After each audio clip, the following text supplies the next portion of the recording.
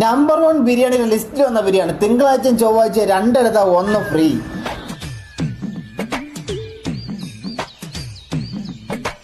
താമര പൂവുക്കും തണ്ണിക്കും എന്നൈക്കും സണ്ടയെ വന്നതില്ല.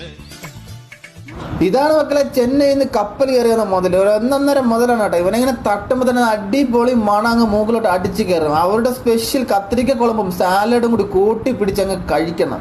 ആഹാ, അടിപൊളി ആയിട്ടാണ്, ഒരു ഡിഫറൻറ്റ് ടേസ്റ്റ് തന്നെയാണ് കേട്ടോ. അടുത്ത ട്രൈ ചെയ്ത് നോക്കി. ഇവരുടെ സ്പെഷ്യൽ ബിരിയാണി ആയിട്ടുള്ള മുഗൾ ബിരിയാണി ആണ് കേട്ടോ. മുഗൾ ബിരിയാണിയും കിട്ടില്ല. നമ്മൾ ഈ ചിക്കൻ്റെ ഈ പീസ് ഇങ്ങനെ എടുക്കുമ്പോൾ തന്നെ ഇങ്ങനെ കൊഴിഞ്ഞു വേണം. അത്രയ്ക്ക് നല്ലപോലെ സോഫ്റ്റ് ആയിട്ട് സെറ്റ് ആയിട്ട് വന്ന റൈസാണ് കേട്ടോ.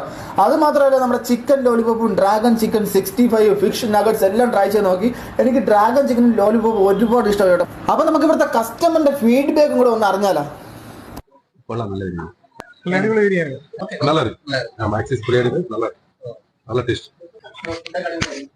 പിന്നെ ഇവിടെ ഫംഗ്ഷനൊക്കെ നടത്തണമെങ്കിൽ അതിനുള്ള സൗകര്യം ചെയ്തിട്ടുണ്ടോ? തീർച്ചയായിട്ടും ചെയ്തിട്ടുണ്ട്. നമുക്ക് പട്ടത്ത് ആസി ബിരിയാണിയുടെ പട്ടത്ത് ഹോളുണ്ട്. ഒരു 50 പേർക്ക് ഒക്കുപൈഡ് ആയിട്ടുള്ള രീതിയിലുള്ള ഹോളാണ്. അപ്പൊ നമുക്ക് ഇപ്പൊ അതിന്റെ ഡെക്കറേഷനും ഹോളും എല്ലാം ഫ്രീ ആണ്. അപ്പൊ ഫുഡിന്റെ ഒരു എക്സ്പെൻസ് വരെ മാത്രമേ വരുന്നു. നമുക്ക് ഫുഡിന്റെ എക്സ്പെൻസ് മാത്രമേ ഫുഡിന്റെ എക്സ്പെൻസ് റെന്റ് അങ്ങനത്തെ ഇല്ല. ഹോളിന്റെ റെന്റ് ഇതിന് വരുന്നില്ല. നമ്മൾ ഡെക്കറേഷൻ ഒന്നും വരുന്നില്ല. ഫുഡിന് മാത്രം നമുക്ക് ഇതിന് വരും. ഇനി എന്താണ് നോക്കണം, ഫംഗ്ഷൻസ് ഒക്കെ കളറാക്കിക്കോ. ലൊക്കേഷൻ നോട്ട് എടുത്താൽ നമ്മുടെ ട്രിവാൻഡ്രത്ത് ഈഞ്ചക്കുള്ള ആസിഫി ബിരിയാണി കഴിച്ചിട്ടൊന്ന് ഫീഡ്ബാക്ക് കമന്റ് ചെയ്യാൻ മക്കളെ. ബൈ.